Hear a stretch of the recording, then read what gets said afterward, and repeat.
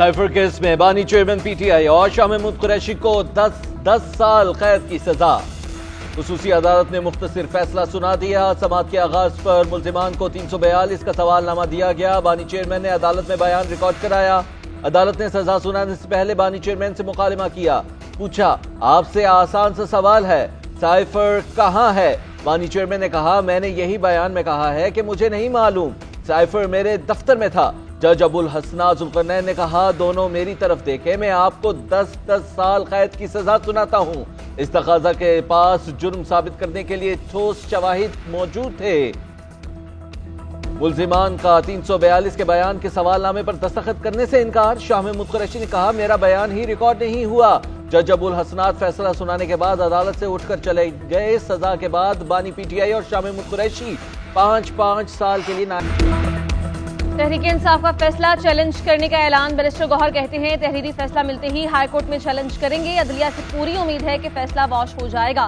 दीवार पर लिखा तो सबको नजर आ रहा था। मुल्जिम का हक है कि अपने दिफा में अपने वकील पेश करे, जो नहीं दिया गया। जब बुनियादी हक से ही महरूम कर दिया जाए तो केस का क्या फैसला आना है, पूरी दुनिया को मालूम है। कारकुन तहम्मुल का मुजाहरा करे, कोई कानून हाथ में ना ले।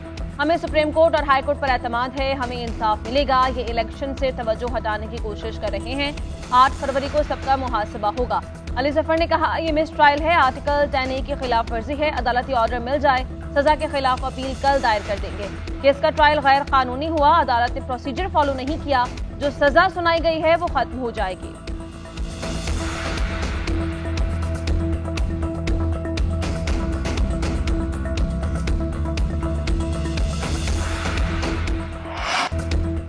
जुल्म सहने के बावजूद कौमी राज फाश नहीं किए। हम एटमी धमाके करते हैं, ये शहीदों के मुजस्समे जलाते हैं। मैंने अपने ऊपर जख्म बर्दाश्त कर लिया, मुल्क पर जख्म नहीं लगने दिया। इस शख्स को इख्तिदार जाता नजर आया तो मुल्क पर हमला कर दिया। जो मॉनिटरिंग जज लगे वो जा रहे हैं। साबिक वज़ीर आज़म नवाज शरीफ का हारूनाबाद में जलसे से खिताब, कहते हैं, तब्दीली ने पाकिस्तान का बुरा हश्र कर दिया।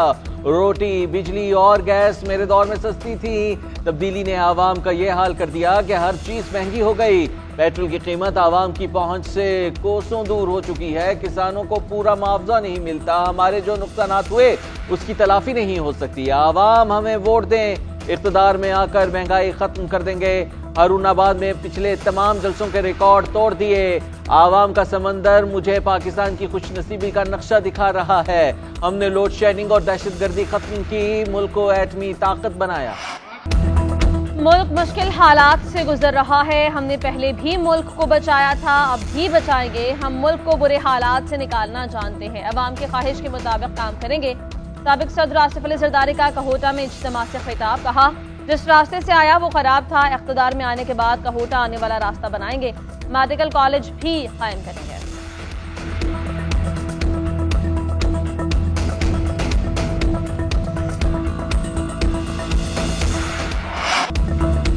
8 फरवरी को तीरों की बारिश होगी, शेर का शिकार करेंगे। पुराने सियासतदानों में मुल्की मसाइल हल करने की अहलियत ही नहीं।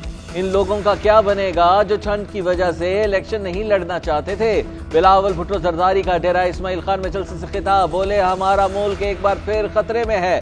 दहशतगर्दी फिर सर उठा रही है। हमें कहा जाता है इलेक्शन मुहिम के लिए ना निकलें। पीपल्स पार्टी आवाम को अकेला नहीं छोड़ सकती। हमारा सर तो कट सकता है, झुक नहीं सकता।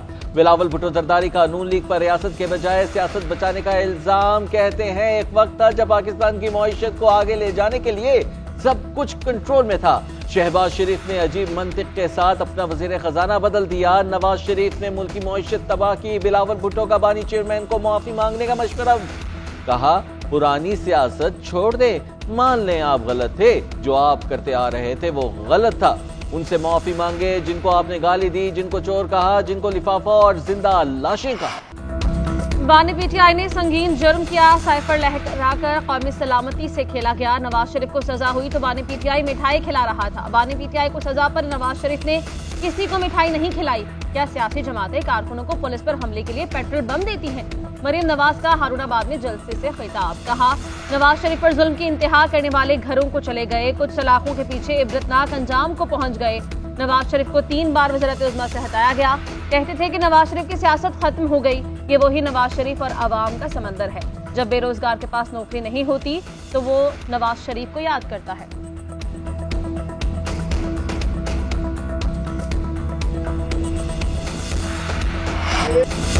शहबाज शरीफ की फिर बिलावल भुट्टो को ललकार, मुनाजरे के चैलेंज की दोबारा तकरार। सदर मुस्लिम लीग नून शहबाज शरीफ लाहौर में जलसे से खिताब करते हुए बोले, मुनाजरे की दावत देने वाले पंजाब की तरक्की और खुशहाली देख लें। लाखों बच्चों के पास ना डेस्क है ना स्कूल, क्या उनके साथ मुनाजरा करूं?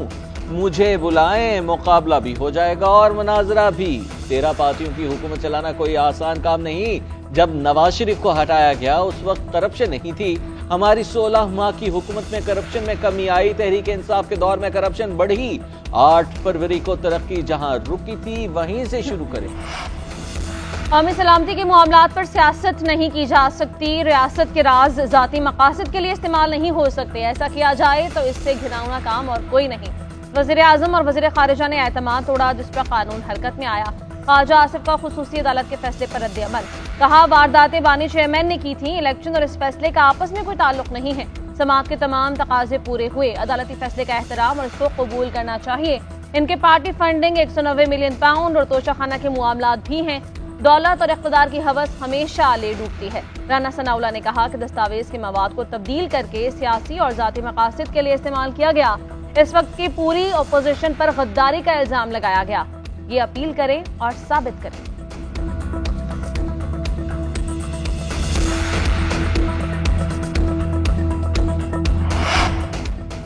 जो बोएंगे वही काटेंगे। बात का बतंगड़ नहीं बनना चाहिए। गलत काम पर कानून गिरफ्त में आता है तो ये जरूरी है। बानी पीटीआई ने अहम मामले पर इंतहाई गैर संजीदगी दिखाई। ऑफिशियल सीक्रेट एक्ट की शिकों का मजाक उड़ाया। खुसूसी अदालत के पास सजा सुनाने के अलावा कोई रास्ता नहीं था। आजम नजीर तारड़ कहते हैं, अपनी हुकूमत को तूल देने के लिए इन्होंने पाकिस्तान के ताल्लुकात की फिक्र नहीं की। साइफर को बुनियाद बनाकर कौमी असम्बली को तहलील किया। मुफस्सिल फैसले के जरिए कौमी असम्बली की तहलील गैर आईनी करार दी गई। सजा और जजा का मामला अदालत और मुल्जिम के दरमियान है। फैसले के खिलाफ अपील का फॉर्म मौजूद है। नेशनल सिक्योरिटी के मामलात में कोताही नहीं बरती जा सकती। मुल्क की सालमियत के मामलात को सियासी मकासद के लिए इस्तेमाल किया गया। साइफर का पब्लिक मीटिंग में जिक्र किया गया। माहिर कानून अशतर औसाफ का कहना है, साइफर केस में ताखीर के लिए वकिला को इस्तेमाल किया गया। केस में जो चार्ज फ्रेम किया गया उसका दिफा नहीं किया गया। मेरा ख्याल है कि सजा कानूनी है। कामरान मुर्तजा ने कहा, इस केस की स्पीड तेज लग रही थी। बज़ाहिर दोनों तरफ से रवैया ठीक नहीं था। फैसला काबिल अपील है।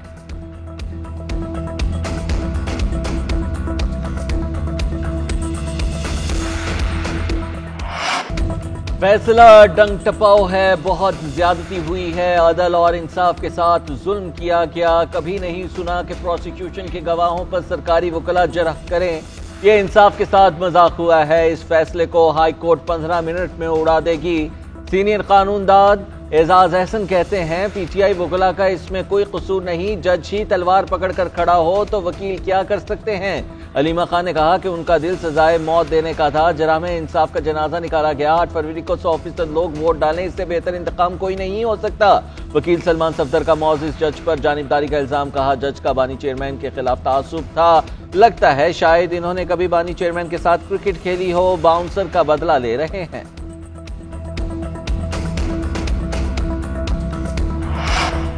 सजा किसी को भी हो, दुख तो होता है। फैसला ट्रायल के बाद आया। अदालती फैसले का एहतराम करना चाहिए। जहांगीर तरीन कहते हैं, कानून के मुताबिक बाकायदा ट्रायल हुआ है। फैसले का एहतराम करते हैं। ऐसे गैर कानूनी काम नहीं करने चाहिए जिससे मुल्क को नुकसान हो।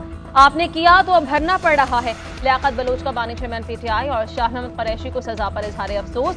कहा, सियासत बहरानी सूरत हाल से दो चार है। कौमी क़यादत और सियासी जमातों को कौमी तरजीहात पर इकट्ठा होना होगा।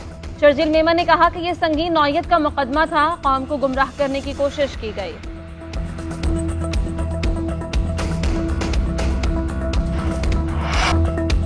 तोशाखाना और 190 मिलियन पाउंड केसेस में जेल ट्रायल के खिलाफ दरखास्त मुस्तरद। इस्लामाबाद हाईकोर्ट ने बानी पीटीआई की दरखास्तों पर फैसला सुना दिया। चीफ जस्टिस आमिर फारूक और जस्टिस तारिक महमूद जहांगीरी पर मुश्तमिल डिवीजन बेंच ने फैसला महफूज किया था। मुख्तसर फैसले में कहा गया कि तफसीली वजूहात तहरीरी फैसले में जारी की जाएंगी। बानी पीटीआई ने तोशाखाना और 190 मिलियन पाउंड नैब केस में जेल ट्रायल चैलेंज किया था। उधर तोशाखाना केस में हक़ दिफा खत्म करने का फैसला चैलेंज। बानी चेयरमैन तहरीक इंसाफ ने एहतसाब अदालत के फैसले के खिलाफ अपील दायर कर दी। 29 जनवरी का फैसला कलअदम करार देने की इस्तदा। मौक़िफ़ इख्तियार किया कि दरख्वास्त गुजार का अपने वकील के जरिए हक़ दिफा बहाल किया जाए।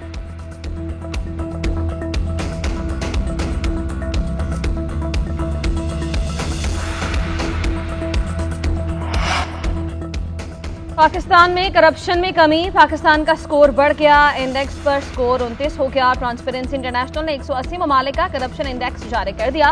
2022 में सीपीआई में पाकिस्तान का स्कोर 27 था। मजमूई रैंकिंग में 140 से 133 नंबर पर आया। पीडीएम हुकूमत में स्कोर में बेहतरी आई। पाकिस्तान 41 से 48 नंबर ऊपर गया। 2022 में पीटीआई हुकूमत ने पाकिस्तान बॉटम रैंकिंग में 41 नंबर पर था। 2018 में नून लीग की हुकूमत ने पाकिस्तान का स्कोर 33 था। रिपोर्ट के मुताबिक करप्शन में कमी पीडीएम के बेहतर तर्ज हुक्मरानी का नतीजा है।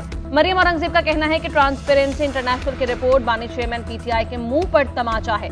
नून लीग की हुकूमत अवाम के पैसे को अमानत समझती है। करप्शन पर इंडेक्स में जो बेहतरी आई है उसका क्रेडिट पूरी पीडीएम की जमातों को जाता है।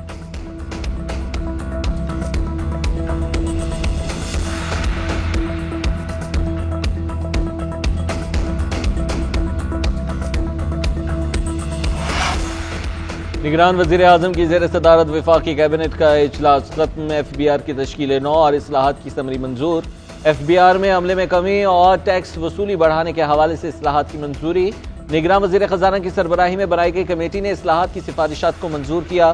काबीना कमेटी बराए CCLC की 26 जनवरी के फैसलों की तौसीक कर दी गई।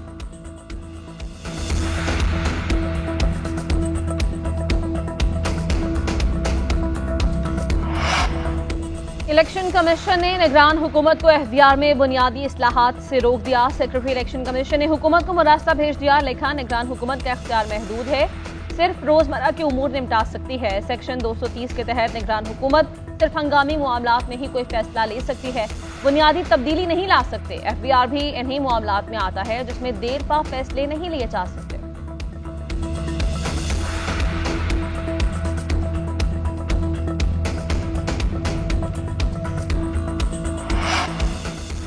सहाफियों को हरासा करने से मुतालिक अज खुद नोटिस की समाअत। अटॉर्नी जनरल की इलेक्शन तक सहाफियों को जारी नोटिस पर कार्रवाई मौखर करने की यकीन दहानी। इंतखाबात के बाद दोबारा नोटिस जारी किए जाएंगे। दौरान समाअत चीफ जस्टिस ने रिमार्क्स दिए कि कौन पुरअसरार है जो मुल्क चला रहा है। सहाफियों की जानिब से मुतफर्रिक दरख्वास्त दायर न होने पर चीफ जस्टिस का इजहार तशवीश। कहा, जब तक तहरीरी तौर पर हमारे सामने कुछ नहीं आएगा हम ऑर्डर कैसे जारी करें। आज की समाअत का हुक्मनामा जारी। अबसार आलम पर हमले की तहकीकाती रिपोर्ट तलब। प्रेस एसोसिएशन की दरखास्त मिलने पर रजिस्ट्रार ऑफिस को फौरी नंबर लगाने की हिदायत। समाअत मार्च के पहले हफ्ते तक मुलतवी कर।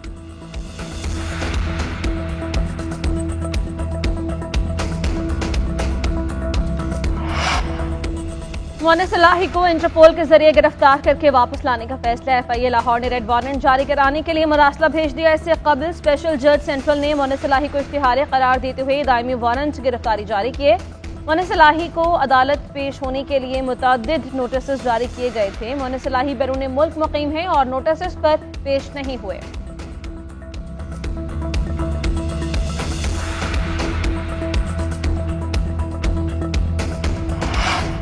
बिजली सारिफिन पर 81 अरब 50 करोड़ रुपए का पहाड़ तोड़ने की तैयारियां। अक्टूबर ता दिसंबर की सेमाही एडजस्टमेंट की दरखास्त नेपरा में जमा। बिजली की तकसीमकार कंपनीज ने बिजली की कीमत में इजाफे की दरखास्त दायर की। कैपेसिटी चार्जेस की मद में 75 अरब 14 करोड़ रुपए वसूल किए जाएंगे। नुकसानात की मद में 10 अरब 82 करोड़ की दरखास्त दी गई। इतलाक के इलेक्ट्रिक सारिफिन पर भी होगा। नेपरा 14 फरवरी को दरखास्त पर समाअत करेगा।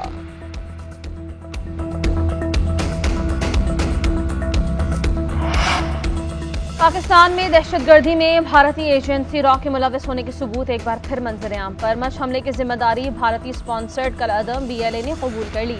मच में हमले के दौरान रॉ से जुड़े अकाउंट्स ने सोशल मीडिया पर प्रोपेगेंडा शुरू किया। भारतीय सोशल मीडिया अकाउंट्स के पास इस हमले की इत्तला पहले से मौजूद थी। भारत आलमी कवानीन के खिलाफ वर्जी में मुलविस अक़वाम आलम को भारतीय दहशतगर्दी का नोटिस लेना चाहिए।